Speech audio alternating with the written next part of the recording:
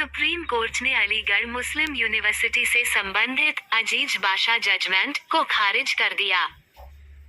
जमीयता उलमाए हिंद के अध्यक्ष मौलाना महमूद मदनी ने फैसले का स्वागत करते हुए कहा कि इससे अल्पसंख्यक दर्जे की बहाली का रास्ता आसान हुआ है। नई दिल्ली, 8 नवंबर 2024।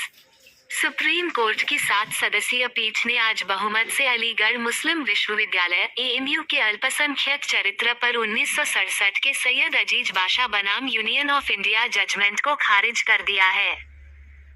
अजीज बाशा के फैसले में मुस्लिम यूनिवर्सिटी के अल्पसंख्यक दर्जे को समाप्त करते हुए कहा गया था, कोई संस्थान जिसे किसी केंद्रीय अधिनियम द्वारा स्थापित किया गया हो, वह अल्पसंख्यक दर्जे का हकदार नहीं हो सकता। के विपरीत आज भारत के मुख्य न्यायाधीश डीवाई चंद्रचूड़ की अगुवाई में सुप्रीम कोर्ट ने अपने ही पूर्व के फैसले को पलटते हुए कहा कि किसी संस्थान का अल्पसंख्यक चरित्र केवल इस आधार पर समाप्त नहीं हो सकता है कि उस संस्थान की स्थापना संसद के एक अधिनियम द्वारा की गई है। इसलिए अजीज बाशा मामले में सुप्रीम कोर्ट का पिछला मत और तर्क दोनों गलत हैं।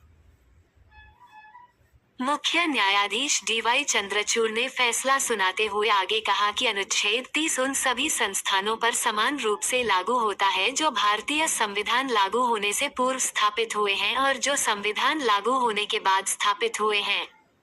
सुप्रीम कोर्ट ने ये भी कहा है, अल्पसंख्यक संस्थान होने के लिए केवल यह आवश्यक नहीं है कि संस्थान पूरी तरह से अल्पसंख्यकों के हाथ में हो, बल्कि इसकी स्थापना अल्पसंख्यक द्वारा होनी अनिवार्य है।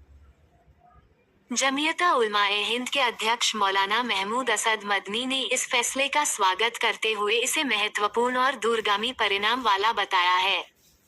मौलाना मदनी ने कहा कि इस निर्णय ने मौजूदा सरकार को भी आईना दिखाया है जो अल्पसंख्यक दर्जे की बहाली में रुकावट बनी हुई थी और उसने पिछली सरकार के रुख के खिलाफ अदालत में अल्पसंख्यक चरित्र को खत्म करने का रुख अपनाया था। के विपरीत आज भारत के मुख्य न्यायाधीश डीवाई चंद्रचूड़ की अगुवाई में सुप्रीम कोर्ट ने अपने ही पूर्व के फैसले को पलटते हुए कहा कि किसी संस्थान का अल्पसंख्यक चरित्र केवल इस आधार पर समाप्त नहीं हो सकता है कि उस संस्थान की स्थापना संसद के एक अधिनियम द्वारा की गई है। इसलिए अजीज बाशा मामले में सुप्रीम कोर्ट का पिछला मत और तर्क दोनों गलत हैं। मुख्य न्यायाधीश डीवाई चंद्रचूड़ ने फैसला सुनाते हुए आगे कहा कि अनुच्छेद 30 उन सभी संस्थानों पर समान रूप से लागू होता है जो भारतीय संविधान लागू होने से पूर्व स्थापित हुए हैं और जो संविधान लागू होने के बाद स्थापित हुए हैं। सुप्रीम कोर्ट ने ये भी कहा है, अल्पसंख्यक संस्थान होने के लिए केवल यह आवश्यक नहीं है कि संस्थान पूरी तरह से अल्पसंख्यकों के हाथ में हो, बल्कि इसकी स्थापना अल्पसंख्यक द्वारा होनी अनिवार्य है। जमीयता उलमाए हिंद के अध्यक्ष मौलाना महमूद असद मदनी ने इस फैसले का स्वागत करते हुए इसे महत्वपूर्ण और दूरगामी परिणाम वाला बताया है। मौलाना मदनी ने कहा कि इस निर्णय ने मौजूदा सरकार को भी आईना दिखाया है जो अल्पसंख्यक दर्जे की बहाली में रुकावट बनी हुई थी और उसने पिछली सरकार के रुख के खिलाफ अदालत में अल्पसंख्यक चरित्र को खत्म करने का रुख अपनाया था। के विपरीत आज भारत के मुख्य न्यायाधीश डीवाई चंद्रचूड़ की अगुवाई में सुप्रीम कोर्ट ने अपने ही पूर्व के फैसले को पलटते हुए कहा कि किसी संस्थान का अल्पसंख्यक चरित्र केवल इस आधार पर समाप्त नहीं हो सकता है कि उस संस्थान की स्थापना संसद के एक अधिनियम द्वारा की गई है।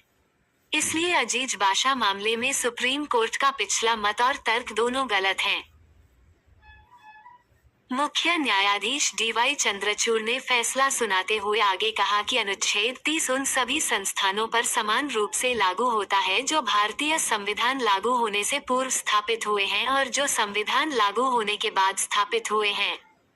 सुप्रीम कोर्ट ने ये भी कहा है, अल्पसंख्यक संस्थान होने के लिए केवल यह आवश्यक नहीं है कि संस्थान पूरी तरह से अल्पसंख्यकों के हाथ में हो, बल्कि इसकी स्थापना अल्पसंख्यक द्वारा होनी अनिवार्य है। जमीयता उलमाए हिंद के अध्यक्ष मौलाना महमूद असद मदनी ने इस फैसले का स्वागत करते हुए इसे महत्वपूर्ण और दूरगामी परिणाम वाला बताया है। मौलाना मदनी ने कहा कि इस निर्णय ने मौजूदा सरकार को भी आईना दिखाया है जो अल्पसंख्यक दर्जे की बहाली में रुकावट बनी हुई थी और उसने पिछली सरकार के रुख के खिलाफ अदालत में अल्पसंख्यक चरित्र को खत्म करने का रुख अपनाया था। मौलाना मदनी ने कहा कि जमीयत-उल-उलमा-ए-हिंद ने हमेशा मुस्लिम अल्पसंख्यकों के शैक्षिकी और संवैधानिक अधिकारों के लिए संघर्ष किया है। इसका एक उदाहरण हाल ही में धार्मिक मदरसों के विरुद्ध सरकारी और गैर सरकारी संगठनों द्वारा जारी नकारात्मक अभियान को रोकने का प्रयास है। इसी तरह अजीज बाशा मामले में जब 1967 में सुप्रीम कोर्ट का फैसला आया था तो जमीयत-उल-उलमा-ए-हिंद ने फिदाए मिल्लत मौलाना सैयद असद मदनी के नेतृत्व में 14 वर्षों तक इसके खिलाफ संसद के अंदर और बाहर लंबी लड़ाई लड़ी थी। इसी पृष्ठभूमि में जमीयत-उल-उलमा-ए-हिंद के तत्वावधान में 29 अगस्त 1981 को एक अलीगढ़ मुस्लिम यूनिवर्सिटी के लिए ऑल इंडिया कन्वेंशन आयोजित किया गया, जिसमें देश के कोने कोने से बड़ी संख्या में प्रतिनिधियों ने भाग लिया। इस सम्मेलन में जमीयत-उल-उलमा-ए-हिंद ने भारत सरकार से जोरदार ढंग से मांग की कि मुस्लिम विश्वविद्यालय के संशोधन विधेयक को संसद सत्र में पारित कर अल्पसंख्यक चरित्र को बहाल किया जाए। जमीयत-उल-उलमा-ए-हिंद के इस लंबे संघर्ष के परिणामस्वरूप संसद ने 1981 में अधिनियम पारित किया। हालांकि नौकरशाही की सांप्रदायिक मानसिकता की वजह से इस अधिनियम में कुछ खामियां छोड़ दी गईं, जिससे हस्तक्षेप का रास्ता खुला रह गया और इसके नतीजे में 2006 में इलाहाबाद हाई कोर्ट ने एक बार फिर अल्पसंख्यक दर्जे को समाप्त कर दिया। 2006 में जमीयत-उल-उलमा-ए-हिंद ने इस फैसले के संदर्भ में डॉक्टर मनमोहन सिंह से मुलाकात की और हाई कोर्ट के फैसले को सुप्रीम कोर्ट में चुनौती देने की सलाह दी, जिस पर तत्कालीन सरकार ने कार्रवाई भी की और खुद भारत सरकार ने सुप्रीम कोर्ट में अपना पक्ष हलफनामे द्वारा पेश किया। लेकिन 2014 के बाद एनडीए सरकार ने पिछले रुख से हटते हुए अल्पसंख्यक दर्जा खत्म करने के पक्ष में कोर्ट में हलफनामा दाखिल किया। सरकार के इस रवैये के खिलाफ गत 10 वर्षों से जमीयत-उल-उलमा-ए-हिंद ने हर संभव संघर्ष किया है।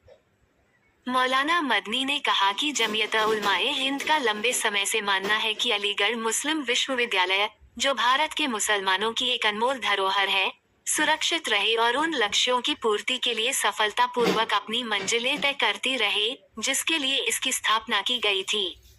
विशेष रूप से इस पृष्ठभूमि में कि आज मुसलमान शैक्षिकी रूप से बेहद पिछड़ा है और विभिन्न रिपोर्टों ने इसकी पुष्टि की है। मुस्लिम अल्पसंख्यकों के लिए स्थापित संस्थानों के चरित्र को बदलना वास्तव में मुस्लिम अल्पसंख्यकों के साथ शत्रुता और उन्हें और पिछड़ेपन की ओर धकेलने का प्रयास है। मौलाना मदनी ने इस अवसर पर सुप्रीम कोर्ट में कानूनी लड़ाई लड़ने वाले संगठनों एएमयू और एएमयू ओल्ड बॉयज एसोसिएशन और अन्य हस्तक्षेपकर्ताओं के कानूनी संघर्षों की सराहना की। मौलाना मदनी ने मुस्लिम अल्पसंख्यकों से विशेष रूप से अपील की कि वह शिक्षा पर ध्यान दें और उच्च शिक्षा प्राप्त कर देश और समाज के विकास में अपनी भूमिका निभाएं।